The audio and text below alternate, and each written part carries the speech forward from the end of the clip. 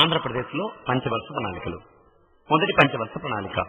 మొదటి పంచవర్ష ప్రణాళిక సమయంలో నాకు ఏపీ ఏర్పడలేదు. 1953 అక్టోబర్ 1న ఆంధ్ర రాష్ట్రం ఏర్పడింది. మొదటి ప్రణాళిక సంయుక్త మద్రాసు రాష్ట్రంలో ఆంధ్ర ప్రాంతానికి సంబంధించిన వివరాలు విభజిస్తే పెట్టుబడుల కేటాయింపు 64.23 కోట్లు, కానీ వాస్తవ వ్యయం 64.52 కోట్లు. హైదరాబాద్ రాష్ట్రంలో అంతర్భాగంగా ఉన్న తెలంగాణ ప్రాంతానికి సంబంధించిన పెట్టుబడులు అంచనాలు లేనందున ఆంధ్ర ప్రాంత అంచనాలను 50% పెంచి ఆంధ్రప్రదేశ్ కు వర్తింపజేశారు. ఆంధ్రప్రదేశ్ లో మొత్తం ప్రణాళిక వ్యయం 96.78 కోట్లు. ఇందులో అధిక వ్యయం చేసింది పవర్ 39.4%, ఇరిగేషన్ 22.6%, సోషల్ సర్వీసెస్ 20.9%. మొదటి ప్రణాళిక చివరలో నాగార్జున సాగర్ ప్రాజెక్టు నిర్మాణం ప్రారంభించారు. ఆంధ్రప్రదేశ్ లో మొదటి జల విద్యుత్ ప్రాజెక్టు మొదటి ప్రణాళిక కాలంలో మచ్కండ్లో స్థాపించడం జరిగింది. 1952 అక్టోబర్ నుండి సామాజిక అభివృద్ధి కార్యక్రమం మన రాష్ట్రంలో ప్రారంభించబడింది. ప్రణాళికలో జాతీయ మలేరియా నివారణ పథకం, కుటుంబ నియంత్రణ కార్యక్రమం ప్రారంభించబడ్డాయి. రెండవ పంచవర్ష ప్రణాళిక. రెండవ ప్రణాళిక ప్రారంభించబడిన 7 నెలల తర్వాత ఏపీ రాష్ట్రం 1956 నవంబర్ 1న ఏర్పడింది. ఈ ప్రణాళిక అంచనా వ్యయం 179.85 కోట్లు కాగా వాస్తవ వ్యయం 188.60 కోట్లు. అధిక వ్యయం చేసింది నీటిపారుదల రంగం 30.4%, విద్యుత్ శక్తి రంగం 20.4%, వ్యవసాయ రంగం 19.8%. ప్రణాళిక కాలంలో ఫ్యాక్టరీల సంఖ్య 2985 నుండి 5341కి పెరిగింది. కార్మికుల సంఖ్య 1.3 లక్షల నుండి 1.79 లక్షలకు పెరిగింది. ఆహార ధాన్యాల ఉత్పత్తి 59 లక్షల టన్నుల నుండి 64 లక్షల టన్నులకు పెరిగింది. హైదరాబాద్ లో ఉస్మానియా మెడికల్ కాలేజ్ మరియు గాంధీ మెడికల్ కాలేజ్లు ఏర్పాటు చేయబడ్డాయి. ప్రణాళిక కాలంలో 1956లో AP SFC Andhra Pradesh state finance corporation, 1960లో AP SIDC Andhra Pradesh state industrial development corporation, 1961లో రాష్ట్ర మైనింగ్ కార్పొరేషన్, కర్ణాటక భాగస్వామ్యంతో తుంగభద్ర జల విద్యుత్ కేంద్రాన్ని, ప్రణాళిక చివరిలో రామగుండం, నెల్లూరులో థర్మల్ విద్యుత్ కేంద్రాలు స్థాపించబడ్డాయి. రాష్ట్రంలో జాతీయ స్మాల్ పాక్స్ నివారణ పథకం, బీసీజీ వ్యాక్సినేషన్ పథకం ఈ ప్రణాళిక కాలంలో అమలు చేయబడ్డాయి. ఆంధ్రప్రదేశ్ లో మూడవ పంచవర్ష ప్రణాళిక. ఆంధ్రప్రదేశ్ రాష్ట్రంలో మొట్టమొదటి పూర్తి కాల ప్రణాళికగా మూడవ పంచవర్ష ప్రణాళికను చెప్పొచ్చు. దీని అంచనా వ్యయం 326.79 కోట్లు కాగా వాస్తవ వ్యయం 352.42 కోట్లు. అధిక వ్యయం చేసింది పవర్ 26.6%, నీటిపారుదల 26.4%, వ్యవసాయ పథకాలు 22.5%, సాంఘిక సేవలు 15%. ఐఏడీపీని విస్తరిస్తూ ఐఏఏపీగా అమలు చేయడంలో రాష్ట్రంలో తూర్పుగోదావరి, కృష్ణా, గుంటూరు, వరంగల్, కరీంనగర్, మహబూబ్ నగర్ జిల్లాలలోని 117 పంచాయతీ సమితులలో అమల్లోకి తెచ్చారు. 1962-63లో అగ్రికల్చర్ యూనివర్సిటీ వ్యవసాయ విశ్వవిద్యాలయాన్ని స్థాపించారు. కర్నూలు, తిరుపతిలలో మెడికల్ కాలేజీలను స్థాపించారు. కావలి వద్ద గొర్రెల ఫారంను ఏర్పాటు చేశారు. ప్రణాళిక సెలవు 1966-69. వార్షిక ప్రణాళిక కాలం 66-69 మధ్య 234.06 కోట్ల వ్యయం చేయడం జరిగింది. చర్లపల్లి, జీడిమెట్ల, విజయవాడలలో ఇండస్ట్రియల్ కేంద్రాలు స్థాపించారు. నిర్మల్లో రంపకోట మిల్లును ప్రభుత్వ రంగ సంస్థగా స్థాపించారు. అమలాపురంలో నూనె సాంకేతిక పరిశోధన సంస్థ స్థాపించారు. గూడూరులో ప్రభుత్వ గాజు పింగాణి ఫ్యాక్టరీని, గుంటూరులో మొదటిసారిగా మహిళా పాలిటెక్నిక్ ను ఏర్పాటు చేశారు. 1966-67లో సంగారెడ్డిలో మొదటిసారిగా సుఖ వ్యాధి చికిత్సా కేంద్రాన్ని స్థాపించారు. కృష్ణా జిల్లా గన్నవరంలో మొట్టమొదటిగా ట్యూబెక్టమీ క్యాంప్ కుటుంబ నియంత్రణ ఆపరేషన్ నిర్వహించారు. హైదరాబాద్ లో మహిళా సంక్షేమం కోసం మొట్టమొదటిసారిగా టైలరింగ్ కేంద్రాన్ని ఏర్పాటు చేశారు. నాలుగవ పంచవర్ష ప్రణాళిక 1969-74. అంచనా వ్యయం 452.07 కోట్లు కాగా వాస్తవ వ్యయం 448 కోట్లు. అధిక వ్యయం చేసింది పవర్ 42.2%, నీటిపారుదల 22%, వ్యవసాయ పథకాలు 14.5%, సాంఘిక సేవలు 12.4%. రాష్ట్రంలో ఇందిరాగాంధీ గరీబీ హఠావో నినాదాన్ని ప్రచారం పొందడం జరిగింది. ప్రణాళికలో ఆహార ధాన్యాల ఉత్పత్తి 68.91 లక్షల టన్నుల నుండి 56.69 లక్షల టన్నులకు పెరిగింది. వెనుకబడ్డ ప్రాంతాల అభివృద్ధి కోసం హెచ్చు మొత్తాన్ని ఖర్చు చేయాలి అని నిర్ణయించి వాటిని తెలంగాణ, రాయలసీమ, కోస్తాల మధ్య 5:3:2 నిష్పత్తిలో పంచడం జరిగింది. ప్రణాళిక కాలంలో రాష్ట్ర విభజన కోసం 2 వేర్పాటువాద ఉద్యమాలు జరిగాయి. 1969-70లో ప్రధానమంత్రి 6 అంశాల కార్యక్రమాన్ని అనుసరించి తెలంగాణ, రాయలసీమ, కోస్తాలకు ప్రత్యేక అభివృద్ధి బోర్డులు ఏర్పరిచారు. ఇది ప్రణాళికలకు లోబడి ఆయా ప్రాంతాల అభివృద్ధి ప్రత్యేక పథకాలు రూపొందిస్తాయి. వీటి ఉద్దేశం ప్రజాప్రతినిధులను ప్రణాళిక పథకాల్లో భాగస్వాములు చేయటం. 4వ ప్రణాళిక కాలంలో హైదరాబాద్ లో జేఎన్టీని స్థాపించారు. కేంద్ర ప్రతిపాదిత పథకాలున్న డిపిఏపి, ఎస్ఎఫ్డిఈ, ఎంఎఫ్ఏఎల్ వంటి పథకాలు మన రాష్ట్రంలో అమలు చేయడం జరిగింది. పారిశ్రామికంగా వెనుకబడ్డ అభివృద్ధి పథకం, గిరిజన ప్రాంతాల అభివృద్ధి పథకం రాష్ట్రంలో అమలుపరచబడ్డాయి. 5వ పంచవర్ష ప్రణాళిక ఆంధ్రప్రదేశ్లో 1974-79 ఒక సంవత్సరం ముందుగానే ఇది రద్దు చేయబడింది. ప్రణాళిక అంచనా వ్యయం 1,353.7 కోట్లు కాగా వాస్తవ వ్యయం 1,444.71 కోట్లు. అధిక వ్యయం చేసింది పవర్ 38.2%, నీటిపారుదల 30.8%. ప్రణాళిక కాలంలో ఆహార ధాన్యాల ఉత్పత్తి 99.9 లక్షల టన్నులకు చేరింది. ప్రధానమంత్రి 6 సూత్రాల కార్యక్రమాన్ని అనుసరించి వెనుకబడ్డ ప్రాంతాల అభివృద్ధి కోసం ఏడాదికి 18 కోట్ల చొప్పున, హైదరాబాద్, సికింద్రాబాద్ అభివృద్ధి కొరకు సంవత్సరానికి 5 కోట్ల చొప్పున అదనపు నిధులు లభించాయి. వెనుకబడ్డ ప్రాంతాల కోసం కేటాయింపు చేసిన నిధులను ఆయా ప్రాంతాల ప్రత్యేక అభివృద్ధి బోర్డులు ఎలా ఖర్చు చేయాలో నిర్ణయిస్తాయి. హైదరాబాద్, సికింద్రాబాద్ అభివృద్ధి కొరకు అదనంగా కేటాయించిన 5 కోట్ల నిధులను ఖర్చు చేయడం కోసం పట్టణ అభివృద్ధి సంస్థ HUDA కూడాను స్థాపించారు. Hyderabad urban development agency. 1974 ఆగస్టులో ఆంధ్రప్రదేశ్ రాష్ట్ర నీటిపారుదల సంస్థ ఏర్పాటు. 74 ఆగస్టులోని ఆయకట్టు ప్రాంతాల అభివృద్ధి కోసం కమాండ్ ఏరియా డెవలప్మెంట్ అథారిటీని స్థాపించారు. 75-76లో ప్రధానమంత్రి 6 సూత్రాల పథకంలో భాగంగా హైదరాబాద్ లో సెంట్రల్ యూనివర్సిటీ స్థాపించబడింది. 76 సెప్టెంబర్ 11న గుంటూరులో గుంటూరు విజయవాడ మధ్య కాకాని వద్ద నాగార్జున విశ్వవిద్యాలయాన్ని స్థాపించడం జరిగింది. 76 నవంబర్లో వరంగల్లో కాకతీయ విశ్వవిద్యాలయం స్థాపించబడింది. 77లో హైదరాబాద్ లో టీవీ స్టేషన్ ప్రారంభం. కేంద్ర ప్రతిపాదిత పథకమైన MNP మినిమం నీడీ ప్రోగ్రాం 1974 కనీస అవసరాల కార్యక్రమం రాష్ట్రంలో ప్రముఖంగా అమలు చేయడానికి ప్రణాళిక కాలంలో 117 కోట్ల రూపాయలు కేటాయించారు. ప్రణాళిక కాలంలో ఎస్సీ, ఎస్టీ, బీసీ మరియు మహిళలకు వారి అభివృద్ధి సంక్షేమం కోసం ప్రత్యేక కార్పొరేషన్లు స్థాపించారు. ఈ ప్రణాళిక కాలంలో చర్మకారుల సంక్షేమం కోసం చర్మకారుల పరిశ్రమ అభివృద్ధి కార్పొరేషన్ను స్థాపించారు. 6వ పంచవర్ష ప్రణాళికలో ఆంధ్రప్రదేశ్ 1980-85, 78-79 నిరంతర ప్రణాళిక కాలంలో 437.35 కోట్లు, 79-80 నిరంతర ప్రణాళిక కాలంలో 458.72 కోట్లను ఖర్చు చేయడం జరిగింది. వీటిలో అధికంగా విద్యుత్, నీటిపారుదల రంగాలకే ఖర్చు చేశారు. 6వ ప్రణాళిక యొక్క అంచనా వ్యయం 3,100 కోట్లు కాగా వాస్తవ వ్యయం 3,243.59 కోట్లు. అధికంగా వ్యయం చేసింది సాంఘిక సేవలు 27.1%, నీటిపారుదల 26.8%, విద్యుత్ 23%. ప్రణాళిక మధ్యలో కాంగ్రెస్ ప్రభుత్వం స్థానంలో కొత్తగా ఎన్టీఆర్ ముఖ్యమంత్రిగా తెలుగుదేశం ప్రభుత్వం ఏర్పడింది. ప్రణాళిక కాలంలో ఆహార ధాన్యాల ఉత్పత్తి 118.82 లక్షల టన్నులకు పెరిగింది. కాంగ్రెస్ వారు గతంలోనే ఉన్న 20 అంశాల కార్యక్రమానికి కొన్ని మార్పులతో ఎస్సీ, ఎస్టీల సంక్షేమం కొరకు కొత్త 20 సూత్రాల కార్యక్రమాన్ని మన రాష్ట్రంలో అమలుపరిచారు. ఎన్టీఆర్ ప్రభుత్వం 1983లో నిమ్న జాతుల అభివృద్ధి కొరకు ప్రగతి పథం అనే కార్యక్రమాన్ని ప్రారంభించింది. ఇదే ఎన్టీఆర్ 15 అంశాల కార్యక్రమం. ముఖ్యమైనవి ఖర్చు చేసింది 12 అంశాలకు మాత్రమే. ప్రగతి పథంలో అంతర్భాగంగా అమలు చేయబడ్డ కార్యక్రమాలు: 2 రూపాయలకి కిలో బియ్యం, మధ్యాహ్న భోజన పథకం, వెట్టి చాకిరీ విముక్తి పథకం, గ్రామోదయ కార్యక్రమం, వితంతువులకు పెన్షన్ సౌకర్యం, పేదవారికి బట్టల పంపకం, స్త్రీలకు, వెనుకబడ్డ తరగతుల వారికి ఆర్థిక సహాయం.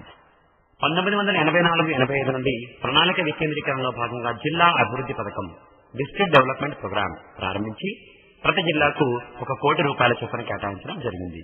ఈ పథకం 7వ ప్రణాళికలో కూడా కొనసాగింది. ఆ తర్వాత కొనసాగలేదు.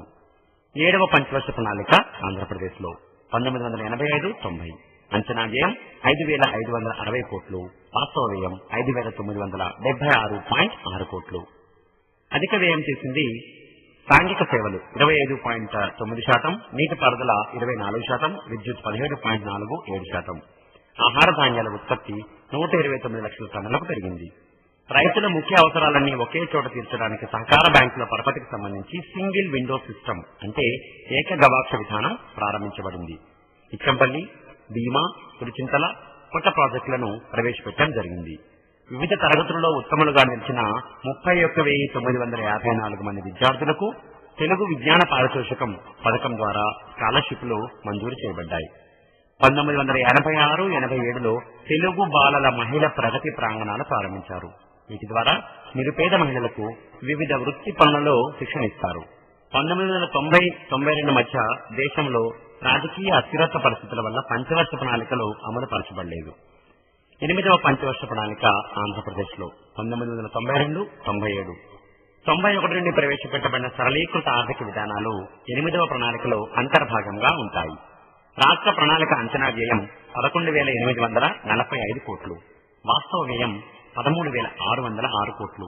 అధిక వ్యయం చేసింది విద్యుత్ 29%, నీటిపారుదల, వరదల నివారణ 23.8%, సామాజిక సేవలు 19.7%. ప్రతి ఒక్కరికి ఆరోగ్యం అనే నినాదంతో 2000 నాటికి అందరికీ ఆరోగ్యం సాధించాలి అనే ఆశయంతో ఈ ప్రణాళికను అమలు చేయడం జరిగింది. 9వ ప్రణాళిక ఆంధ్రప్రదేశ్లో 1997-2002 అంచనా వ్యయం 25,150 కోట్లుగా నిర్ణయించి దానిని 29,943.5 కోట్లుగా మార్చారు. వాస్తవ వ్యయం 28,572.4 కోట్లు. అధిక వ్యయం చేసింది విద్యుత్ 8,382 కోట్లు, సామాజిక సేవలు 5,958.9 కోట్లు, నీటిపారుదల 5,496.9 కోట్లు. ఈ ప్రణాళిక కాలంలో వెనుకబడ్డ ప్రాంతాల అభివృద్ధి కోసం స్పెషల్ ఏరియా డెవలప్మెంట్ ప్రోగ్రామ్ ను అమలు పరిచారు. చంద్రబాబు నాయుడు ముఖ్యమంత్రిగా గ్రామీణ ప్రాంతాలలో మౌలిక సదుపాయాల కల్పనకు ప్రజల భాగస్వామ్యంతో జన్మభూమి అనే వినూత్న కార్యక్రమం అమలు పరచబడింది. 10వ పంచవర్ష ప్రణాళిక ఆంధ్రప్రదేశ్లో 2002-2007 అంచనా వ్యయం మొదట 46,614 కోట్లుగా నిర్ణయించి దానిని 69,511.66 కోట్లుగా మార్చారు. ప్రణాళిక కాలంలో నవంబర్ 2006 నాటికి 52,395 కోట్ల రూపాయలు ఖర్చయింది. ఇది మొత్తంలో 80%. అధిక వ్యయం కనుక చూసినట్లయితే నీటిపారుదల 18,172 కోట్లు, సాంఘిక సేవలు 14,256 కోట్లు, శక్తి 7,335 కోట్లు. ప్రణాళిక కాలంలో 2004లో వైఎస్ రాజశేఖర రెడ్డి ప్రభుత్వం హరితాంధ్రప్రదేశ్ ను లక్ష్యంగా జలయజ్ఞంలో ప్రారంభించింది. దీనిలో భాగంగా 37 మేజర్ ప్రాజెక్టులను, 17 మీడియం ప్రాజెక్టులను నిర్మించడం జరుగుతున్నది. 2007 నాటికి జింఝావతి, పెద్దేరు, పెద్దగడ్డ, సూరపాలెం ప్రాజెక్టుల నిర్మాణాన్ని పూర్తి చేసుకున్నాయి. 10వ ప్రణాళిక కాలంలో రాష్ట్ర వృద్ధి రేటు లక్ష్యం 6.8%. 2005-6 అంటే మొదటి 4 సంవత్సరాల్లో సాధించిన వృద్ధి రేటు 6.72%.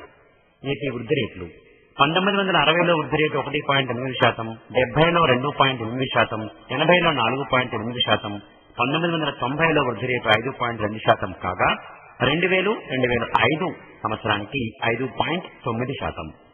ఇక తలసరి ఆదాయ వృద్ధి రేటును కనుక గమనించినట్లయితే 1980లో 2.8%, 1990లో 3.9%, 2000-2005 నాటికి 4.8%. రాష్ట్రంలో తలసరి ఆదాయ వృద్ధి రేటు పెరగడానికి కారణం జనాభా పెరుగుదల తక్కువగా ఉండడం. 11వ ప్రణాళిక ఆంధ్రప్రదేశ్లో 2007-2012. 11వ ప్రణాళిక ముసాయిదా డిసెంబర్ 19, 2007న ఎన్డీసీ ఆమోదం పొందింది. రాష్ట్రంలో ప్రణాళిక వృద్ధి రేటు లక్ష్యం 9%, వ్యవసాయ రంగం 4.5%, పారిశ్రామిక రంగ వృద్ధి రేటు లక్ష్యం 9.5%, సేవల రంగం 11%. రాష్ట్ర ప్రణాళిక అంచనా వ్యయం 1,47,395 కోట్లు. ఇది 10వ ప్రణాళిక కన్నా 3 రెట్లు ఎక్కువ. దేశంలో అధిక ప్రణాళిక కేటాయింపు పొందిన రాష్ట్రాల్లో ఆంధ్రప్రదేశ్ 2వ స్థానంలో ఉంది. కాగా యూపీ మొదటి స్థానం. నిధుల కేటాయింపు సామాజిక సేవలు 30%, సాగునీరు 23%, విద్యుత్ 15.32%, తర్వాత క్రమంలో గ్రామీణాభివృద్ధి 14,522 కోట్లు, రవాణా 12,629 కోట్లు, వ్యవసాయ రంగానికి 7,300 కోట్లు, పారిశ్రామిక రంగానికి 5,233 కోట్ల రూపాయలు కేటాయించడం జరిగింది.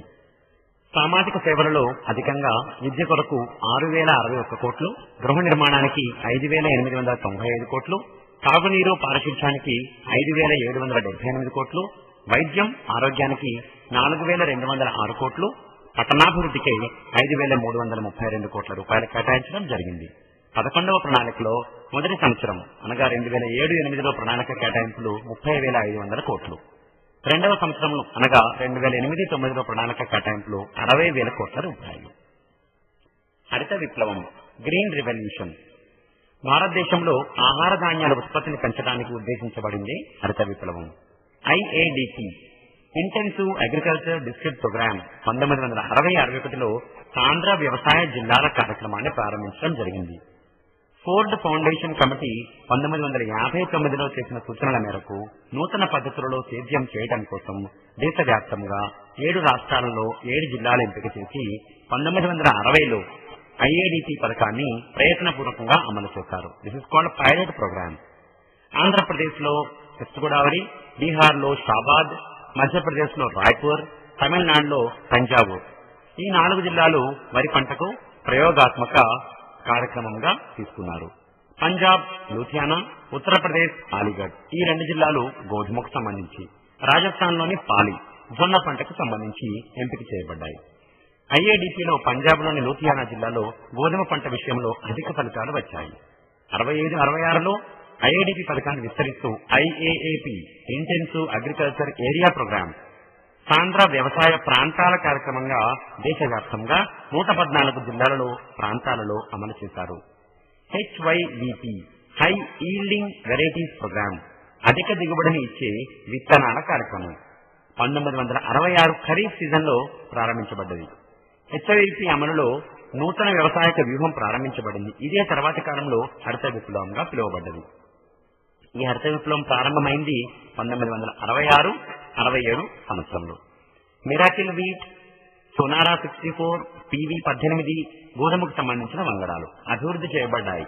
మెక్సికోలో 1951-56 మధ్య నార్మన్ బార్లాగ్ చేత ఈ ఉద్యమం ప్రారంభించబడింది.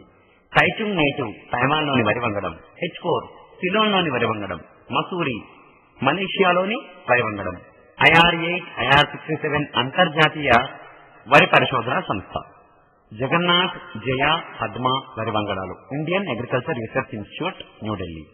1968 మార్చిలో జర్మనీలో జరిగిన అంతర్జాతీయ అభివృద్ధి సమావేశంలో వ్యవసాయ శాస్త్రవేత్త విలియం ఎస్ గాండ్ మొదటిసారిగా గ్రీన్ రెవల్యూషన్ అనే పదాన్ని ఉపయోగించారు. హరిత విప్లవాన్ని భారతదేశంలో రసాయనిక ఎరువులు మరియు హైబ్రిడ్ విత్తనాల విప్లవంగా పిలుస్తారు.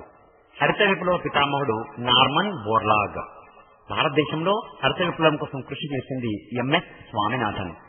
హరిత విప్లవం సత్ఫలితాలు ఇచ్చిన పంటలు ఆహార ధాన్యాలను కనుక చూసినట్లయితే 1 గోధుమ, 2 వరి, 3 జొన్న, 4 మొక్కజొన్న. వాణిజ్య పంటలలోనైతే వేరుశనగ. హరిత విప్లవం వల్ల పప్పు ధాన్య ఉత్పత్తి తగ్గింది.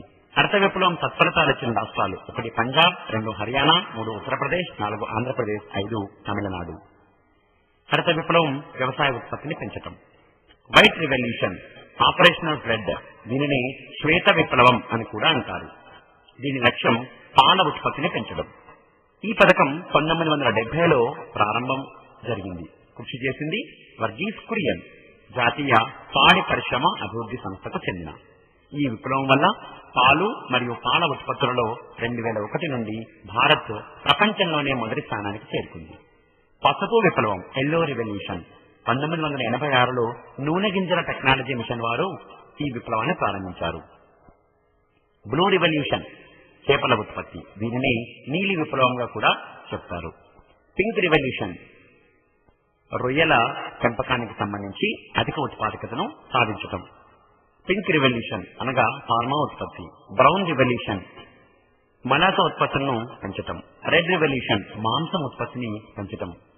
కేరళలో మాత్రం టమాటాను పెంచడం. గోల్డెన్ రెవల్యూషన్ పండ్ల ఉత్పత్తిని పెంచడం. గ్రే రెవల్యూషన్ ఫెర్టిలైజర్స్ అంటే ఎరువుల ఉత్పత్తిని పెంచడం. సిల్వర్ రెవల్యూషన్ అనగా ఎగ్స్ ఉత్పత్తిని పెంచడం. హార్టికల్చర్ తోటల పెంపకం, ఆక్వాకల్చర్ రొయ్యల పెంపకం, సెరికల్చర్ పట్టుపురుగుల పెంపకం, ఎపికల్చర్ తేనెటీగల పెంపకం, విటికల్చర్ ద్రాక్ష ఉత్పత్తిని పెంచటం, ఫ్లోరికల్చర్ పువ్వుల పెంపకం, సిల్వికల్చర్ కలపనిచ్చే చెట్లను పెంచడం. పేదరికం కనీస అవసరాలు కూడా తీరని స్థితిని పేదరికం అంటారు. పేదరికం రెండు రకాలు: నిరపేక్ష పేదరికం, సాపేక్ష పేదరికం. కనీస జీవనాధార వినియోగాన్ని కూడా పొందలేని స్థితిని నిరపేక్ష పేదరికం అంటారు.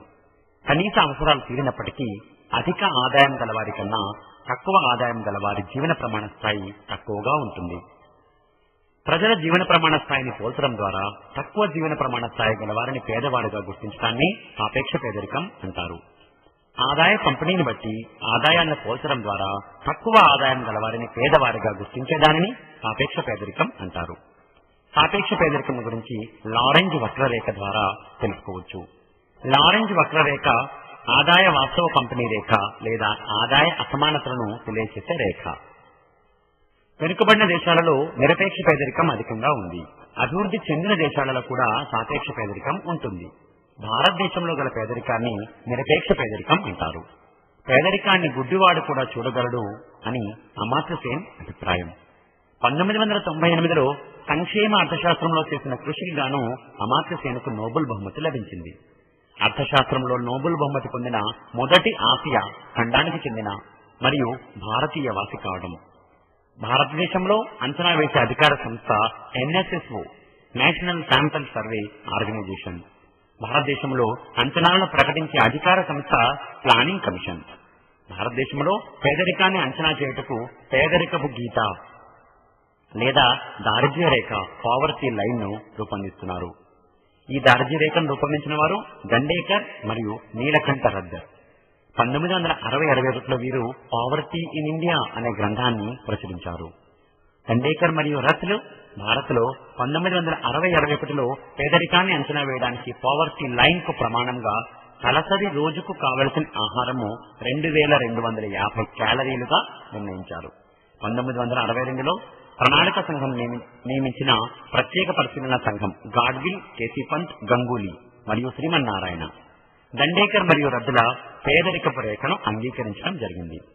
ప్రజల కనీస అవసరాల పరిమాణాన్ని మార్కెట్ ధరల ఆధారంగా ద్రవ్య రూపంలో అంచనా వేసి దారిద్ర్య రేఖను నిర్మిస్తారు. 1960-61 ధరలలో కనీస జీవన వ్యయాన్ని గ్రామాల్లో నెలకు 15 రూపాయలు, పట్టణాలలో నెలకు 22 రూపాయల 50 పైసలుగా భావించి దండేకర్ మరియు దత్తులు పేదరికాన్ని అంచనా వేశారు. 1960-61లో వీరి అంచనా ప్రకారం 41% జనాభా పేదరికపు రేఖకు దిగువన ఉన్నది. 1979లో లేదా 6వ పంచవర్ష ప్రణాళిక కాలంలో ప్రణాళిక సంఘం నియమించిన టాస్క్ ఫోర్స్ బృందం తలసరి కనీస పోషక ఆహారంగా గ్రామాల్లో రోజుకు 2400 క్యాలరీలు, పట్టణాల్లో 2100 క్యాలరీలు ప్రమాణంగా తీసుకుని ఆహారంతో పాటుగా ఆహారేతర కనీస అవసరాలు తీర్చడం కోసం అయ్యే వ్యయాన్ని కూడా పరిగణలోకి తీసుకుని పావర్టీ లైన్ ను నిర్ణయించడం జరిగింది. ఇదే పద్ధతిలో ఎప్పటికప్పుడు ధరల్లో వచ్చే మార్పును బట్టి కనీస వినియోగ వ్యయం MPCEని సవరిస్తూ పేదరికాన్ని అంచనా వేస్తున్నారు. పేదరికాన్ని అంచనా వేయడానికి 4 పద్ధతులు ఉన్నాయి. ఒకటి హెడ్ కౌంట్ రేషియో. దీన్ని డిజైన్ చేసింది దండేకర్ మరియు రత్. పేదరికంలో ఉన్న జనసంఖ్యను మొత్తం జనాభాలో శాతంగా చెప్పటం. దీన్ని HCR అని కూడా చెప్పొచ్చు. హెడ్ కౌంట్ రేషియో భారతదేశంలో అనుసరిస్తున్న పద్ధతి ఇది. రెండవ పద్ధతి పావర్టీ గ్యాప్ ఇండెక్స్, పేదరికపు సంధి సూచి PGI. దీన్ని డిజైన్ చేసింది 1989లో ప్రపంచ బ్యాంకుకు చెందిన గౌరవ్ దత్ మరియు మార్టిన్ రావాలియన్. పేదరికపు రేఖ దిగువన గల రాష్ట్రాలలో పేదరికపు సాంద్రతను లెక్కించడానికి ఈ ఇండెక్స్ ను ఉపయోగిస్తారు. ఇక మూడవ పద్ధతి జినీ ఇండెక్స్. దీన్ని రూపొందించింది లారెంజ్. కుటుంబాల ఆదాయాల పంపిణీని బట్టి సాపేక్ష పేదరికాన్ని ఈ జినీ ఇండెక్స్ ద్వారా లెక్కించవచ్చు. నాలుగవది P index. This is called Sen index. దీన్ని రూపొందించింది అమాత్య సేన్. పేదవారి ఆదాయాలలో ఉండే అంతరాలను ఆధారంగా చేసుకుని పేదరికపు సాంద్రత లెక్కించడానికి సేన్ ఇండెక్స్ ఉపయోగపడుతుంది. పేదరికపు అంచనాలు 1973-74లో పేదరిక రేఖకు ప్రమాణంగా గ్రామాల్లో నెలకు 49 రూపాయలు, పట్టణాల్లో 57 రూపాయలు. 1993-94లో MPCE పేదరిక రేఖకు ప్రమాణంగా గ్రామాల్లో నెలకు 211 రూపాయలు, పట్టణాల్లో నెలకు 275 రూపాయలు. 1999-2000లో ఎంపీసీఈ పేదరిక రేఖకు ప్రమాణంగా గ్రామాల్లో నెలకు 328 రూపాయలు, పట్టణాల్లో నెలకు 454 రూపాయలు. 2004-05లో ఎంపీసీఈ పేదరిక రేఖ ప్రమాణంగా గ్రామాల్లో నెలకు 356 రూపాయలు, పట్టణాల్లో నెలకు 593 రూపాయలు ప్రమాణంగా తీసుకున్నారు. ఎన్ఎస్ఎస్ఓ వారి అంచనా ప్రకారం 73-74లో 55% జనాభా పేదరిక రేఖకు దిగువన ఉన్నారు. 93-94లో 36%, 99-2000లో 26.1%, 2004-2005లో 21.8% జనాభా పేదరిక రేఖకు దిగువన ఉన్నారు. ప్లానింగ్ కమిషన్ అనగా ప్రణాళిక సంఘ అంచనాలు. ప్రణాళిక సంఘం భారతదేశంలో పేదరికం మరియు నిరుద్యోగ అంచనాలను ప్రకటించే అధికారిక సంస్థ. సాధారణంగా ప్రణాళిక సంఘం ఎన్ఎస్ఎస్ఓ వారి అంచనాలే ప్రకటిస్తుంది. కానీ 93-94లో మాత్రం లక్డావాలా అధ్యక్షతన పేదరికాన్ని అంచనా వేయడానికి ఎక్స్పర్ట్స్ గ్రూప్ ను నియమించడం జరిగింది. ఆ ఒక్కసారి లక్డావాలా అంచనాలు ప్రకటించింది. ప్రణాళిక సంఘ అంచనాల ప్రకారం 73-74లో 57% జనాభా బిలో పావర్టీ లైన్, దీన్ని బీపీఎల్ గా కూడా చెప్పొచ్చు. గ్రామాల్లో 56.4% జనాభా బీపీఎల్, పట్టణాల్లో 49%.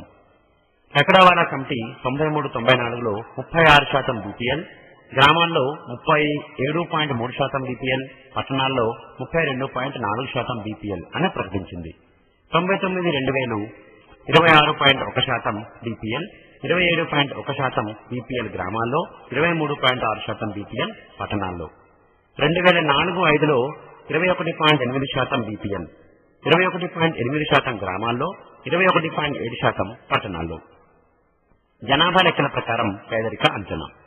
1991 జనాభా లెక్కల ప్రకారం 29.4% ఆర్ బిలో పవర్టీ లైన్. 2001 జనాభా లెక్కల ప్రకారం 26% బిలో ద పవర్టీ లైన్. ప్రపంచ బ్యాంక్ అంచనాలు. ప్రజలకు ఆమోదమైన కనీస జీవన ప్రమాణం పొందుటకు శక్తి లేని వారిని ప్రపంచ బ్యాంక్ పేదవారిగా గుర్తించింది. ప్రపంచ బ్యాంక్ అంచనా ప్రకారం భారతదేశంలో 1983లో బిలో పవర్టీ లైన్ 42.5%, 317 మిలియన్లు. 1988లో 39.6% బిలో పవర్టీ లైన్, 322 మిలియన్లు. 1993-94లో ప్రపంచ బ్యాంక్ అంచనా ప్రకారం భారతదేశంలో గ్రామీణ ప్రాంతాల్లో 38.7%, పట్టణ ప్రాంతాల్లో 30% పేదరిక రేఖకు దిగువన ఉన్నారు. 2004-05 వరల్డ్ బ్యాంక్ రోజుకు $1 కనీస వ్యయంగా భావిస్తే భారతదేశంలో 34.7% జనాభా బిలో పవర్టీ లైన్. రోజుకు $2 గనక కనీస వ్యయంగా భావిస్తే భారతదేశంలో 79.9% జనాభా బిలో పవర్టీ లైన్. ఇక రాష్ట్రాల్లో పేదరికం. ఆంధ్రప్రదేశ్లో 1973-74లో 49.25%, 87-88లో 25.9%, 93-94లో 22.2%, 1999-2000లో 15.8% బిలో పవర్టీ లైన్. భారతదేశంలో గ్రామీణ పేదరికం అధికంగా ఉంటే ఆంధ్రప్రదేశ్లో మాత్రం పట్టణ పేదరికం అధికంగా ఉంది. 2004-2005 ఎన్ఎస్ఎస్ఓ అంచనా ప్రకారం ఏపీలో 11.1% జనాభా దారిద్ర్య రేఖకు దిగువన ఉన్నారు. దేశంలో పేదరికం అధికంగా గల రాష్ట్రాలు 2004-05 ఎన్ఎస్ఎస్ఓ ప్రకారం: 1 ఒరిస్సా 39.9%, 2 జార్ఖండ్ 34.8%, 3 బీహార్ 32.5%. పేదరికం తక్కువ గల రాష్ట్రాలు: 1 జమ్మూ కాశ్మీర్ 4.2%, పంజాబ్ 5.2%. పేదవారి సంఖ్య అధికంగా గల రాష్ట్రం: 1 ఉత్తరప్రదేశ్ 85.8 మిలియన్లు, బీహార్ 29 మిలియన్లు, మహారాష్ట్ర 26 మిలియన్లు. పేదరికం, నిరుద్యోగం నిర్మూలనకు సంబంధించిన కొన్ని పథకాలు, వాటి వివరాలు. 1 సిడిపి 1952 కమ్యూనిటీ డెవలప్మెంట్ ప్రోగ్రామ్స్, సమాజ అభివృద్ధి కార్యక్రమాలు. మహాత్మా గాంధీ భావాలకు అనుగుణంగా 1952 అక్టోబర్ 2న ప్రజల యొక్క భాగస్వామ్యంతో గ్రామీణ ప్రాంతాల సమగ్ర అభివృద్ధి సాధించుటకు సమాజ అభివృద్ధి కార్యక్రమాన్ని ప్రారంభించారు. దేశంలో కుటుంబ నియంత్రణ కార్యక్రమాన్ని కూడా దీనిలో అంతర్భాగంగా అమలుపరిచారు. 2వది ఎస్ఎఫ్డిఏ, ఎంఎఫ్ఏఎల్ఏ 1969-70 అనగా 4వ ప్రణాళిక కాలం. SFDA అంటే small farmers development agency. MSALE అంటే marginal farmers and agricultural labour agency. ఋతు సంబంధ నిరుద్యోగాన్ని నిర్మూలించి తక్కువ ఆదాయ స్థాయిలో ఉన్న వర్గాల పరిస్థితిని మెరుగుపరచడానికి 4వ ప్రణాళికలో ప్రభుత్వం 2 పథకాలు ప్రారంభించింది. అది 1 SFDA, 2 MSALE. ఈ 2 పథకాలు కాలిక నిరుద్యోగాన్ని అనుభవించే సన్నకారు, చిన్నకారు, ఉపాంత రైతులకు, వ్యవసాయ కూలీలకు నీటిపారుదల సౌకర్యాన్ని ఏర్పాటు చేసుకోవడానికి, వ్యవసాయ పరికరాలు కొనుగోలు చేసుకోవడానికి, తమ ఖాళీ సమయంలో అదనపు ఆదాయాన్ని పొందడానికి, పశువుల పెంపకం, కోళ్లు, చేపల పెంపకం మొదలగు వాటికి సబ్సిడీతో కూడిన రుణ సౌకర్యాన్ని కల్పించాయి. 3వది CSRE, crash scheme for rural employment. దీన్ని శీఘ్రతర గ్రామీణ ఉపాధి కార్యక్రమం అని చెప్పొచ్చు. ఇది 1971 అనగా 4వ ప్రణాళిక కాలంలో ప్రారంభించబడింది. గ్రామీణ ప్రాంతాల్లో ప్రతి జిల్లాలో 1000 మందికి 10 నెలలు పని కల్పించడం కోసం ఈ పథకాన్ని తయారు చేశారు. 4వది DPAP, drought prone area program అనగా కరువు ప్రాంతాల అభివృద్ధి కార్యక్రమం. దీనిని మెట్ట ప్రాంతాల అభివృద్ధి కార్యక్రమం అని, వర్షాభావ ప్రాంతాల అభివృద్ధి కార్యక్రమం కూడా చెప్పొచ్చు. ఇది 4వ ప్రణాళికలో అతి ముఖ్యమైన పథకం. భూమి, నీటి వనరులను అభివృద్ధి పరుస్తూ పర్యావరణ సమతుల్యం సాధించడం కోసం వర్షాభావ, మెట్ట ప్రాంతాల అభివృద్ధి కొరకు 4వ ప్రణాళిక మధ్యలో ఈ పథకాన్ని ప్రారంభించారు. కేంద్ర రాష్ట్రాల నిధులను 50-50 నిష్పత్తిలో భరిస్తాయి. దేశవ్యాప్తంగా 13 రాష్ట్రాలలోని 155 జిల్లాలలోని 947 బ్లాకులలో 41 లక్షల హెక్టార్ల విస్తీర్ణంలో నేటికి 8,357 వాటర్ షెడ్లను ఈ పథకంలో భాగంగా నిర్మించారు. 5వది MNP, 1974 అంటే 5వ ప్రణాళిక కాలం. MNP అంటే మినిమం నీడ్స్ ప్రోగ్రామ్, కనీస అవసరాల కార్యక్రమం. 5వ ప్రణాళిక కాలంలో పేదరికాన్ని నిర్మూలించడానికి, గ్రామీణ ప్రజల ఆదాయ స్థాయిని పెంచుతూనే గ్రామీణ కనీస అవసరాలైన తాగునీరు, విద్య, వైద్యం, రహదారులు, శానిటేషన్ మొదలగు వాటిని కల్పించడానికి ఈ పథకాన్ని అమలు చేశారు. 6వది DDP, 1977-78 అంటే 5వ ప్రణాళిక కాలం. డిజర్ట్ డెవలప్మెంట్ ప్రోగ్రామ్, ఎడారి ప్రాంతాల అభివృద్ధి కార్యక్రమం. రాజస్థాన్, కాశ్మీర్, హిమాచల్ ప్రదేశ్ లాంటి 7 రాష్ట్రాలలోని 36 జిల్లాలలో పర్యావరణ సమతుల్యంతో పాటు భూ సామర్థ్యం, నీటిపారుదల పెంచడానికి అడవుల పెంపకం, పచ్చిక బయళ్ల పెంపకం, వాటర్ షెడ్ల నిర్మాణం లాంటి కార్యక్రమాలు చేపట్టారు. 95-96 వరకు కేంద్ర ప్రభుత్వమే 100% నిధులను భరించేది. ప్రస్తుతం కేంద్ర రాష్ట్రాలు 75-25 నిష్పత్తిలో నిధులను భరిస్తున్నాయి. ఈ పథకం కింద 3,844 వాటర్ షెడ్లను నిర్మించడం జరిగింది. 7వది FFWS, 1977 అనగా జనతా ప్రభుత్వ పథకంగా దీన్ని చెప్పొచ్చు.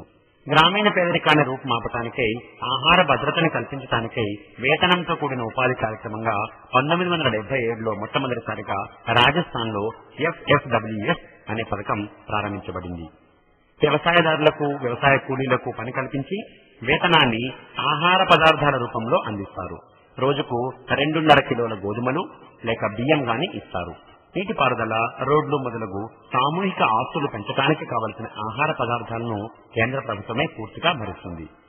నవంబర్ 14, 2004 నుండి NFFWP అంటే national food for work program ను జాతీయ పనికి ఆహార పథకం అనే పేరుతో శాశ్వతంగా అమలులోకి వచ్చింది. 1999 నుండి ఈ పథకాన్ని IRDP మరియు SGSYలలో విలీనం చేశారు. 9వ పథకం NREP, national rural employment program. ఇది 1980 అంటే 6వ పంచవర్ష ప్రణాళిక కాలంలో ప్రారంభించబడ్డ పథకం. ఉద్యమిత్వ లక్షణాలు లేని గ్రామీణ పేదవారికి వేతన ఉద్యోగిత కల్పించి గ్రామీణుల యొక్క ఆదాయాలను, వారి పోషక ఆహార స్థితిని మెరుగుపరచడానికి గతంలో ఉన్న పనికి ఆహార పథకానికి కొద్దిపాటి మార్పులతో 1980 అక్టోబర్లో NREP ప్రారంభించబడింది. పని దినాలలో సగం వేతనం ఆహార రూపంలో, సగం నగదు రూపంలో చెల్లిస్తారు. 1989లో NREPని RLEGP, rural landless employees guarantee program లో కలిపి JRY, జవహర్ రోజ్గార్ యోజనగా మార్చారు. So NREP plus RLEGP JRY అని చెప్పొచ్చు.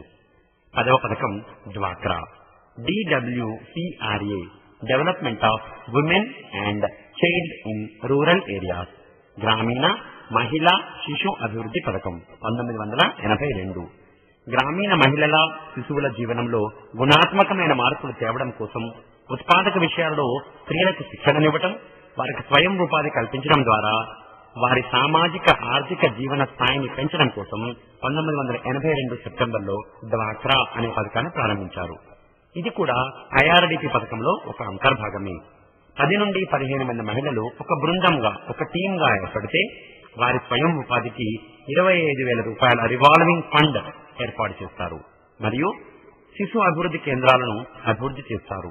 ఈ పథకానికి ప్రారంభంలో యూనిసెఫ్ వారు 25% నిధులు సమకూర్చారు. ప్రస్తుతం కేంద్రం మరియు రాష్ట్రాలు 50% నిధులను భరిస్తున్నాయి. దేశవ్యాప్తంగా 1,36,000 గ్రూపులలో 22 లక్షల మంది మహిళలు ఉత్పాదక ప్రక్రియలో పాల్గొంటున్నారు. 1999 నుండి దీనిని కూడా SGFAలో విలీనం చేశారు. 8వ పథకం అంత్యోదయ కార్యక్రమం 1977-78 జనతా ప్రభుత్వ పథకం. గ్రామీణ ప్రాంతాలలోని నిరుపేదలు పూరెస్ట్ ఆఫ్ ద పూర్ ఆర్థిక స్వాతంత్రాన్ని సాధించడం కొరకు మొదట రాజస్థాన్ లో ప్రారంభించబడిన అంత్యోదయ కార్యక్రమం అనంతరం ఆంధ్రప్రదేశ్ లో కూడా అమలు చేయబడింది. 9వ పథకం prism, TRYSEM, training to rural youth for self employment 1979. దీనిని గ్రామీణ యువకుల యొక్క స్వయం ఉపాధి శిక్షణ కార్యక్రమం అని చెప్తారు. దారిద్ర్య రేఖ దిగువనున్న గ్రామీణుల్లో 18 నుండి 35 సంవత్సరాల మధ్య వయసు గల వారికి స్వయం ఉపాధిని కల్పించడం కోసమే ఈ కార్యక్రమాన్ని ప్రారంభించడం జరిగింది. ఆగస్టు 15, 1979 నుండి ప్రారంభించబడ్డ ఈ పథకం IRDP పథకంతో అనుసంధానం చేయబడి శిక్షణ పూర్తి చేసుకున్న యువకులకు DRDA ద్వారా రుణ సౌకర్యం కల్పిస్తారు. నిధులను కేంద్ర రాష్ట్రాలు 50-50గా భరిస్తాయి. సంవత్సరానికి 2 లక్షల మంది శిక్షణనివ్వటం ఈ పథకం లక్ష్యం. ఇక 10వ పథకం IRDP, integrated rural development program 1980, అంటే 6వ ప్రణాళిక. 6వ ప్రణాళికలో ఈ కార్యక్రమం అతి ముఖ్యమైనది. గ్రామీణ పేదరికంపై ప్రత్యక్ష ప్రభావం చూపే విధంగా గ్రామీణ ప్రజల జీవన పరిస్థితులను మెరుగుపరిచి వారిని దారిద్ర్య రేఖ పైకి తీసుకురావడానికి స్వయం ఉపాధి పథకాలకు బ్యాంకులు మరియు ద్రవ్య సంస్థల ద్వారా సబ్సిడీతో కూడిన రుణాలు ఇవ్వటమే IRDP ముఖ్య లక్ష్యం. 6వ ప్రణాళికలో అమలు చేసిన ప్రధాన ఉపాధి కల్పన పథకానికి కేంద్ర రాష్ట్ర ప్రభుత్వాలు 50-50 నిధులను భరిస్తాయి. 11వది RLEGP, rural landless employment guarantee program 1983, అంటే 6వ ప్రణాళిక కాలం. దీనిని భూమి లేని గ్రామీణ ప్రజల ఉపాధి హామీ పథకం అని కూడా చెప్పొచ్చు. భూమి లేని గ్రామీణ కుటుంబాలలో ఒక వ్యక్తికి ఒక సంవత్సరంలో 100 రోజుల పాటు పనిని కల్పించడానికి 1983 ఆగస్టు 15న ఈ పథకాన్ని ప్రారంభించారు. బలహీన వర్గాల గృహ నిర్మాణం, అక్కడ రోడ్ల నిర్మాణం, సామాజిక అటవుల పెంపకం పూర్తిగా కేంద్ర ప్రభుత్వం యొక్క సహాయంతో చేపడతారు. 12వది SEEUY, విద్యావంతులైన పట్టణ నిరుద్యోగుల స్వయం ఉపాధి పథకం 1983-84, అంటే 6వ ప్రణాళిక కాలం. 10,000 లోపు జనాభా గల పట్టణాలలో 10,000 లోపు ఆదాయం గల 18 నుండి 35 సంవత్సరాల వయసు గల పట్టణ నిరుద్యోగ యువకులకు పూర్తి స్థాయిలో కేంద్ర ప్రభుత్వ సహాయంతో 25% సబ్సిడీతో రుణాలిచ్చి స్వయం ఉపాధిని కల్పిస్తారు. దీనిలో SC/STలకు 30% రిజర్వేషన్ వర్తింపజేస్తారు. 13వ పథకం IAY, ఇందిరా ఆవాస్ యోజన 1985-86, అనగా 7వ ప్రణాళిక. SC/STలు, వెట్టి చాకిరీ నుండి విముక్తులైన వారు, వితంతువులు, పేదవారికి ఇంటి వసతిని కల్పించడానికే RLEGPలో ఒక భాగంగా ఇందిరా ఆవాస్ యోజన ప్రారంభించబడింది. ఇప్పటి వరకు ఈ పథకం కింద 1 కోటికి పైగా ఇండ్లను నిర్మించారు. 14వ పథకం SEPUP, SEPUP, self employment program for urban poor, పట్టణ పేదల స్వయం ఉపాధి పథకం 1986, అంటే 7వ ప్రణాళిక కాలం. 10,000 కన్నా ఎక్కువ జనాభా గల పట్టణాలలో పేదల స్వయం ఉపాధి కొరకు 25% సబ్సిడీతో కూడిన రుణ సదుపాయాన్ని కల్పిస్తారు. 1992-93 నుంచి దీనిని JRY, అంటే జవహర్ రోజ్గార్ యోజనలో కలిపినారు. 15 MWS, మిలియన్ వ్యాలీ స్కీమ్ 1988, దీనిని బావుల పథకం అని కూడా అంటారు.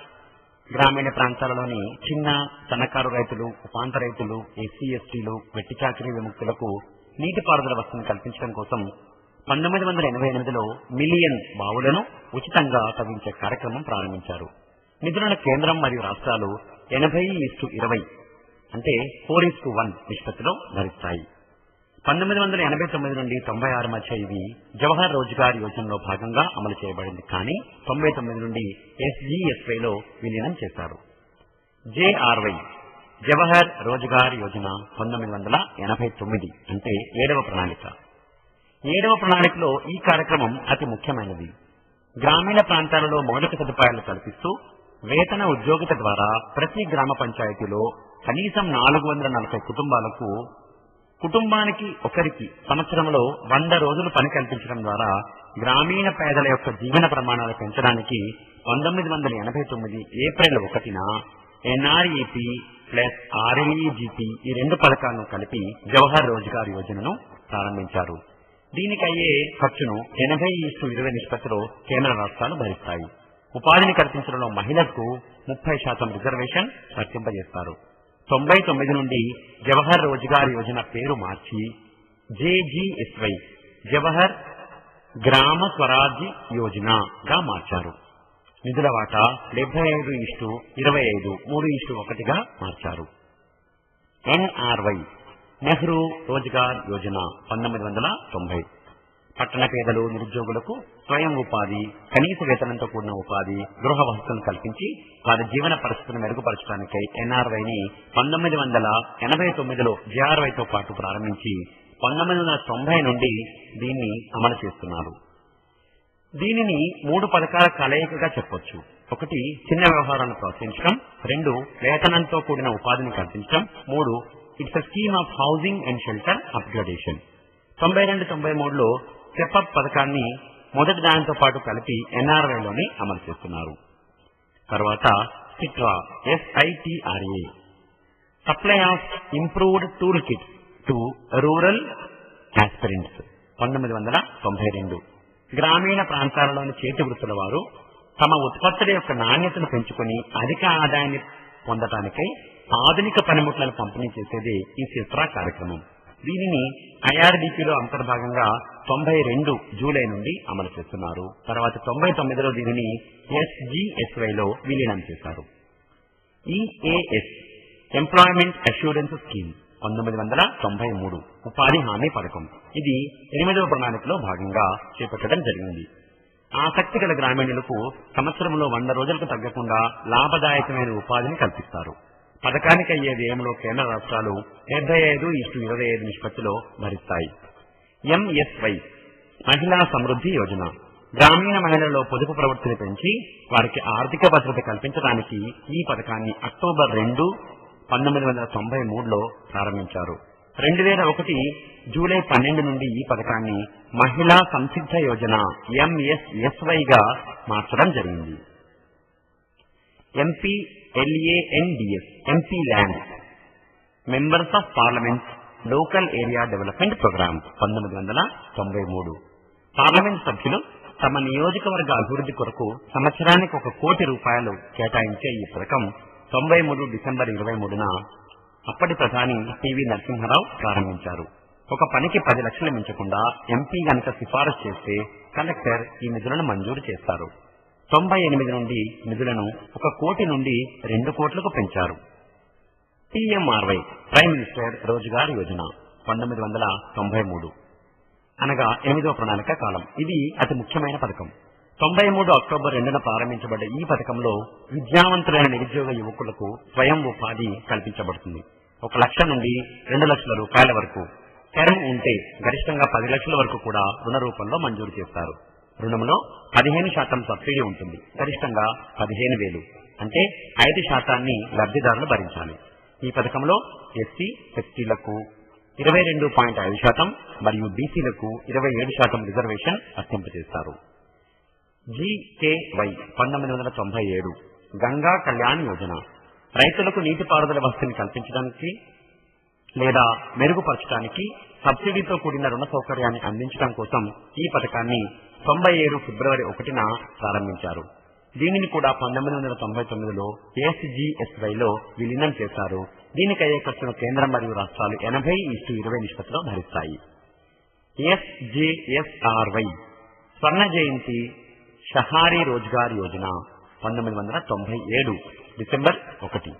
పట్టణ ప్రాంత నిరుద్యోగులకు, అల్ప ఉద్యోగులకు ఈ పథకం కింద స్వయం ఉపాధిని లేదా వేతన సహిత ఉపాధిని కల్పిస్తారు. దీనిలో మహిళలకు 30%, వికలాంగులకు 3%, ఎస్సీ ఎస్టీలకు వారి స్థానిక జనాభా నిష్పత్తిని బట్టి రిజర్వేషన్ కల్పిస్తారు. నిధులను 75:25గా కేంద్ర రాష్ట్రాలు సమకూర్చుకుంటాయి. ఎస్జీఎస్వై స్వర్ణ జయంతి గ్రామ స్వరాజ్గార్ యోజన 1999 ఏప్రిల్ 1. 9వ ప్రణాళికలో భాగం. ఐఆర్డీపీ, ప్రిజం, డ్వాక్రా, ఎన్డబ్ల్యూఎస్, సిట్రా, జీకేవై ఈ పథకాలన్నింటినీ స్వయం ఉపాధి పథకాలుగా మార్చుతూ ఎస్జీఎస్వైని అమల్లోకి తెచ్చారు. కేంద్ర రాష్ట్రాలు నిధులను 75% మరియు 25%గా భరిస్తాయి. లబ్ధిదారులకు 30% నుండి 50% వరకు సబ్సిడీ గల రుణాలను బ్యాంకుల ద్వారా అందజేస్తారు. ఎస్సీ ఎస్టీలకు 50%, మహిళలకు 40%, వికలాంగులకు 3% రిజర్వేషన్ వర్తింపజేస్తారు. అంత్యోదయ అన్న యోజన ఏఏవై 9వ ప్రణాళికలో భాగం. డిసెంబర్ 25, 2000 సంవత్సరంలో ఈ పథకం ప్రారంభించబడింది. పేదరిక రేఖకు దిగువనున్న వారికి కొన్ని కుటుంబాలకు ఎంపిక చేసి ఈ టీపీడీఎస్ టార్గెటెడ్ పబ్లిక్ డిస్ట్రిబ్యూషన్ లో భాగంగా నెలకు 25 కిలోలు, ఇది 2002లో 35 కిలోలుగా మార్చారు. బియ్యం 3 రూపాయలు కిలో చొప్పున, గోధుమలు కిలో 2 రూపాయల చొప్పున పంచుతారు. పీఎంజీవై ప్రధానమంత్రి గ్రామోదయ యోజన 2000-2001 గ్రామీణ అభివృద్ధికి ప్రాధాన్యం ఉన్న 5 అంశాలు: ఆరోగ్యం, ప్రాథమిక విద్య, తాగునీరు, గృహవసతి, రోడ్ల అభివృద్ధి. ప్రాధాన్యతనిస్తూ గ్రామీణ ప్రజల జీవన స్థితిగతులను మెరుగుపరిచే ఉద్దేశంతో ప్రారంభించబడ్డ ఈ పథకానికి నిధులను పూర్తిగా కేంద్రమే భరిస్తుంది. PMGSY prime minister Gram Sadak Yojana ప్రధానమంత్రి గ్రామీణ రహదారుల పథకం అక్టోబర్ 2, 2000 గ్రామీణ ప్రాంతాల అనుసంధానానికి రహదారుల అభివృద్ధి కోసమై ఈ పథకాన్ని 9వ ప్రణాళికలో భాగంగా అమలు చేయడం జరిగింది. 2007 నాటికి 1000కి పైగా జనాభా గల గ్రామాలన్నింటినీ అనుసంధానం చేయడం కోసమై 10వ ప్రణాళికలో 60,000 కోట్ల రూపాయలతో ఈ పథకానికి కేటాయించారు. 2006 నాటికి 82,718 కిలోమీటర్ల రహదారులు నిర్మించారు. పథకంలో 1.72 లక్షల గ్రామాలను అనుసంధానం చేయడం లక్ష్యంగా తీసుకున్నారు. ఎస్జీఆర్వై సంపూర్ణ గ్రామీణ రోజ్గార్ యోజన 2001 సెప్టెంబర్ 25 అప్పటికే అమలులో ఉన్న జేజీఎస్వై ప్లస్ ఈఏఎస్ లను కలుపుతూ ఈ ఎస్జీఆర్వైని ప్రారంభించారు. గ్రామ పంచాయతీల ఆధ్వర్యంలో శాశ్వత ఆస్తులను నిర్మిస్తారు. కేంద్ర రాష్ట్రాల నిధులను 75:25లో భరిస్తాయి. వాంబే VAMBAY వాల్మీకి అంబేద్కర్ యోజన 2001 డిసెంబర్లో ప్రారంభం. పట్టణ ప్రాంతాల్లో పర్యావరణాన్ని పరిరక్షిస్తూనే ఆరోగ్యాన్ని మెరుగుపరచడం, పట్టణ ప్రాంతాల మురికివాడల వారికి గృహాలు, సామూహిక మరుగుదొడ్ల నిర్మాణం చేపడతారు. నిధులను కేంద్రం మరియు రాష్ట్రం 50-50గా భరిస్తాయి. 2006 నాటికి దేశవ్యాప్తంగా 60,335 గృహాలు, 281 మరుగుదొడ్లు నిర్మించడం జరిగింది. సమగ్ర ఆవాస్ యోజన SAY 1999 ఏప్రిల్ 1 గ్రామీణ ప్రాంతాల్లో గృహ వసతి, శానిటేషన్, తాగునీరు వీటిని మెరుగుపరచడానికే 1999 ఏప్రిల్ 1న ఈ పథకం ప్రారంభించబడింది. ప్యూరా PURA providing urban amenities in rural areas 2004 ఫిబ్రవరి 15న ప్రారంభం. 2020 నాటికల్లా సంపూర్ణ గ్రామీణ అభివృద్ధిని సాధించడానికై గ్రామాలను పటిష్టపరిచి పట్టణాలలోని సౌకర్యాలన్నీ గ్రామాల్లో కల్పిస్తారు. మున్సిపాలిటీలను ఎంపిక చేసి దాని చుట్టూ 15 కిలోమీటర్ల పరిధిలో గల గ్రామాలన్నింటిలో మున్సిపల్ స్థాయి సౌకర్యాలను కల్పిస్తారు. ఆంధ్రప్రదేశ్ నుండి పులివెందుల మున్సిపాలిటీని ప్రప్రథమంగా ఎంపిక చేయబడింది. వందే మాతరం పథకం ఈ పథకం ఫిబ్రవరి 9, 2004న ప్రారంభించారు. పేద మహిళలకు ప్రభుత్వ ప్రైవేటు భాగస్వామ్యంలో ప్రెగ్నెన్సీ చెకప్ మరియు అవసరమైన మందులను ఉచితంగా అందజేస్తారు. ప్రతి నెల 9వ తేదీన ఈ చెకప్ నిర్వహిస్తారు. ఇందుకోసం ఢిల్లీలోని FOGSI అనే సంస్థ federation of obstetric and gynaecology society of India సహాయం చేయాలని నిర్ణయించుకున్నాయి. భారత్ నిర్మాణ్ డిసెంబర్ 16, 2005న ఈ పథకం ప్రారంభించబడింది.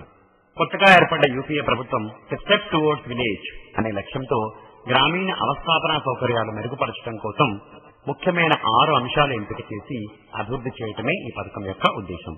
ఆ 6 అంశాలను చూసినట్లయితే 1. ఇరిగేషన్ అంటే నీటిపారుదల.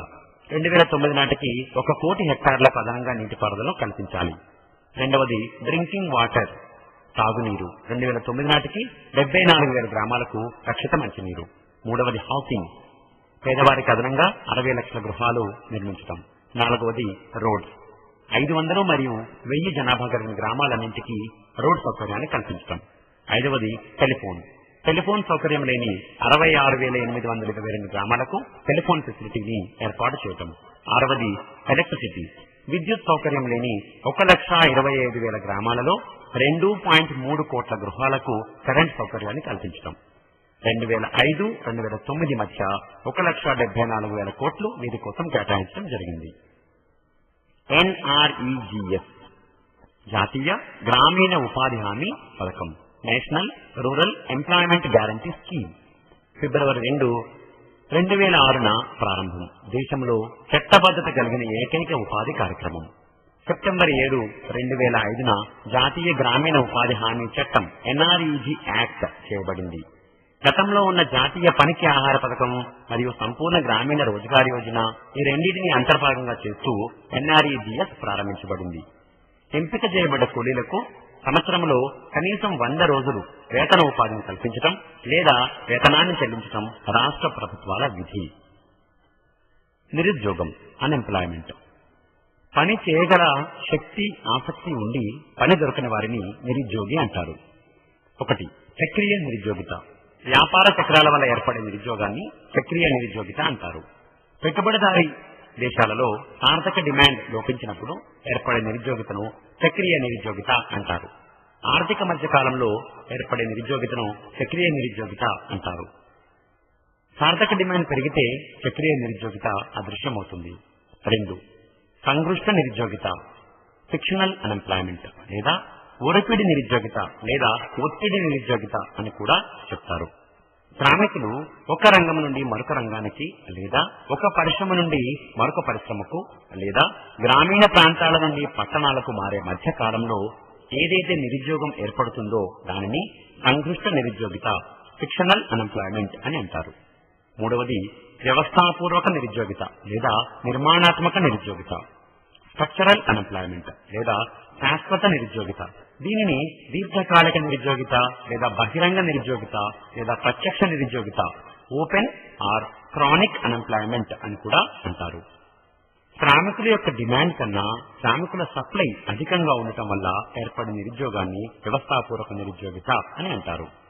జనాభా విస్ఫోటనం వల్ల ఏర్పడే నిరుద్యోగాన్ని వ్యవస్థాపూర్వక నిరుద్యోగితగా చెప్పవచ్చు.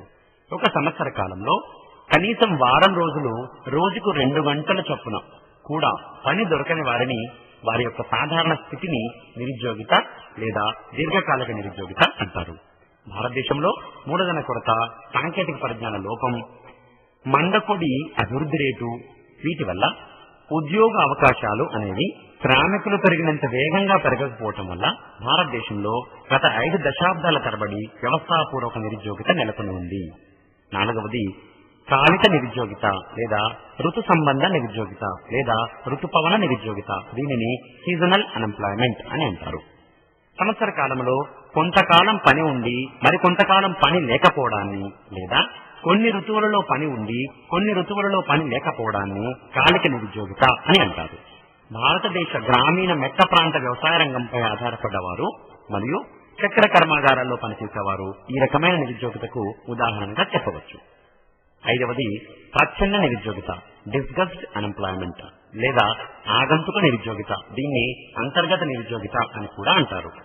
ఒక పనిని చేయవలసిన వ్యక్తుల సంఖ్య కన్నా అదనపు వ్యక్తులు ఆ పనిని చేస్తున్నట్లయితే వారిని ప్రచ్ఛన్న నిరుద్యోగిత అని అంటారు.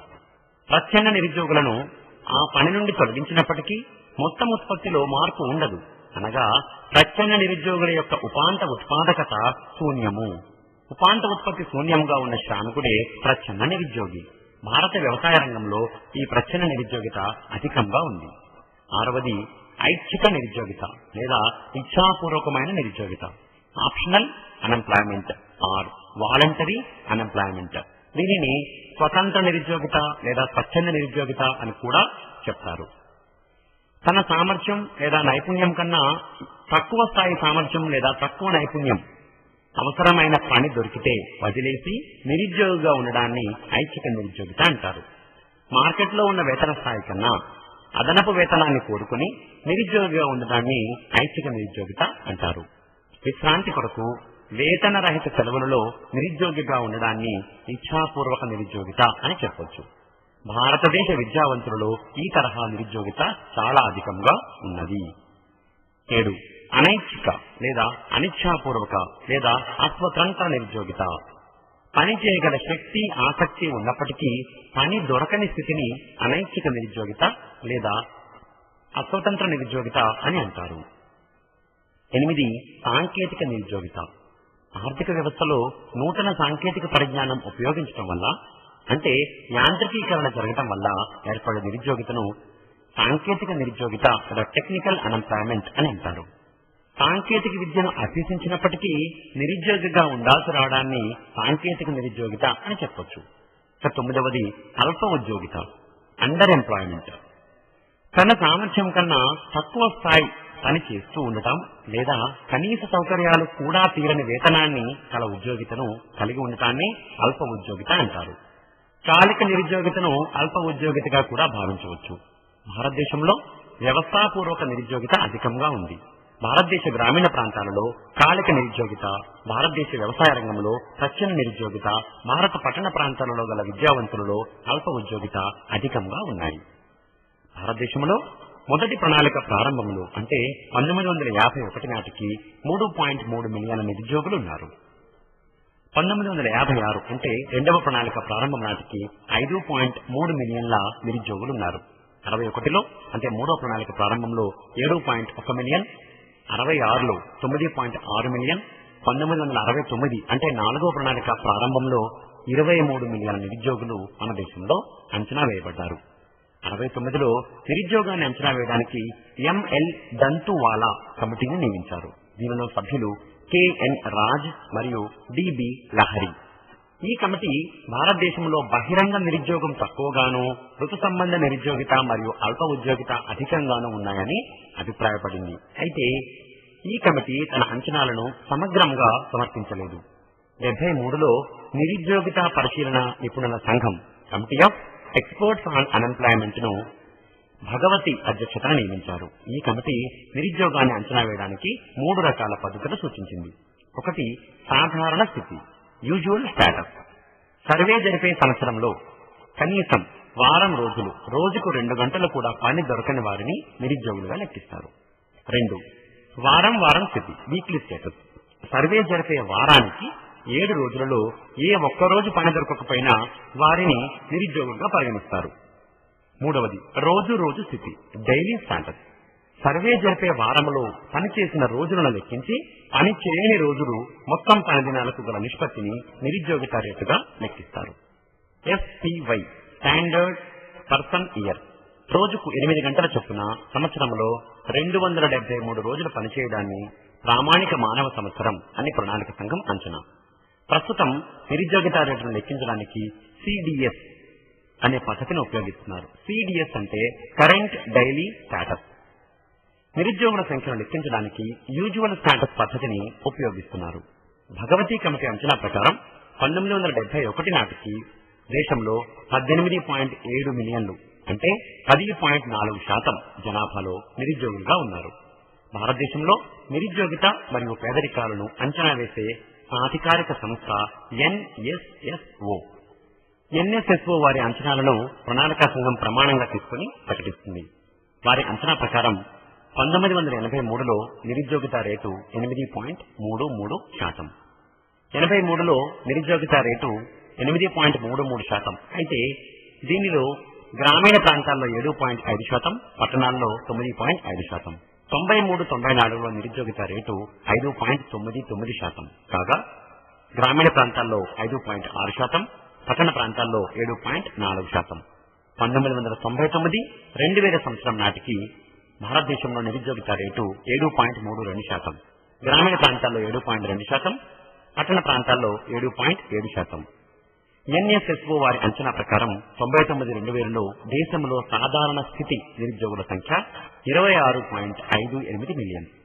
ఎంప్లాయ్మెంట్ ఎక్స్చేంజ్ అంచనా ప్రకారం విద్యావంతుల నిరుద్యోగిత 80లో 8.2 మిలియన్లు, 91లో 41 మిలియన్లు, 2002లో 41.6 మిలియన్లు.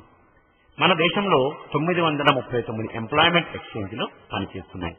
ఎన్ఎస్ఎస్ఓ వారి అంచనా ప్రకారం 1980 దశకంలో ఉద్యోగిత వ్యాకోచత్వము ఎలాస్టిసిటీ ఆఫ్ ఎంప్లాయ్మెంట్ 0.52, 1990-93లో ఎలాస్టిసిటీ ఆఫ్ ఎంప్లాయ్మెంట్ 0.16. ఎన్ఎస్ఎస్ఓ వారి అంచనా ప్రకారం 1990లో ఉద్యోగం కోసం ఎదురు చూసే వ్యాకోచత్వము 6.9%.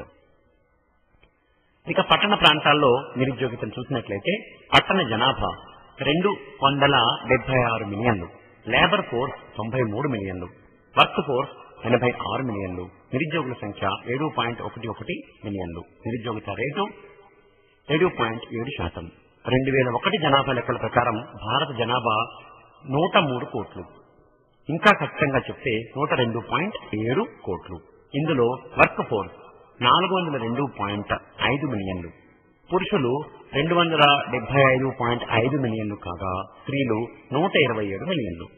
మొత్తం జనాభాలో శ్రామికుల శాతం 39.2%, పురుష జనాభాలో శ్రామికుల శాతం 51.9%, స్త్రీ జనాభాలో 25.7%. ఎన్ఎస్ఎస్ఓ వారి 1999-2000 అంచనా ప్రకారం అధిక ఉపాధిని కల్పించే రంగం భారతదేశంలో వ్యవసాయ రంగం 56.7%. రెండవ స్థానంలో ఉత్పత్తి రంగం 12.11%.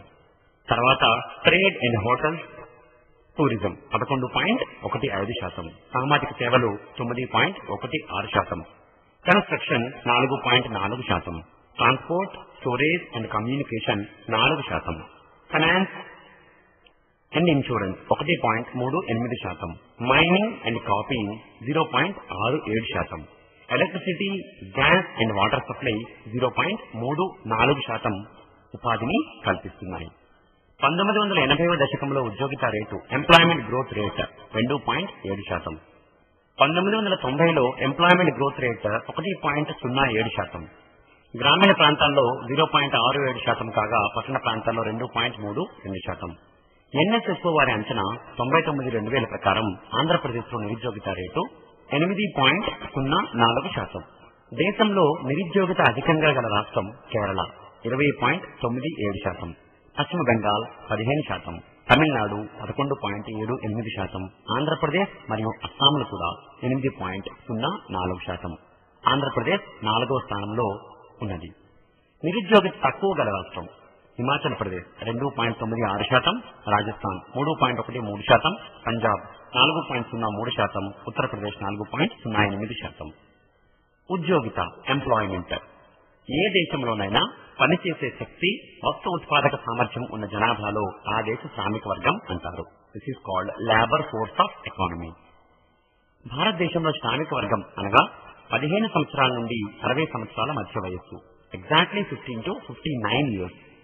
అభివృద్ధి చెందిన దేశాలలో శ్రామిక వర్గం అనగా 15 నుండి 65 సంవత్సరాల వయసు, ఎగ్జాక్ట్లీ 15 to 64 years. ఒక దేశంలో శ్రామిక వర్గంలో పనిచేస్తున్న వారిని శ్రామిక జనాభా వర్క్ ఫోర్స్ అని అంటారు. నిరుద్యోగుల సంఖ్య is equal to labour force minus work force. NSSO వారి అంచనా 99-2000 ప్రకారం దేశంలో మొత్తం జనాభా 1004 మిలియన్లు.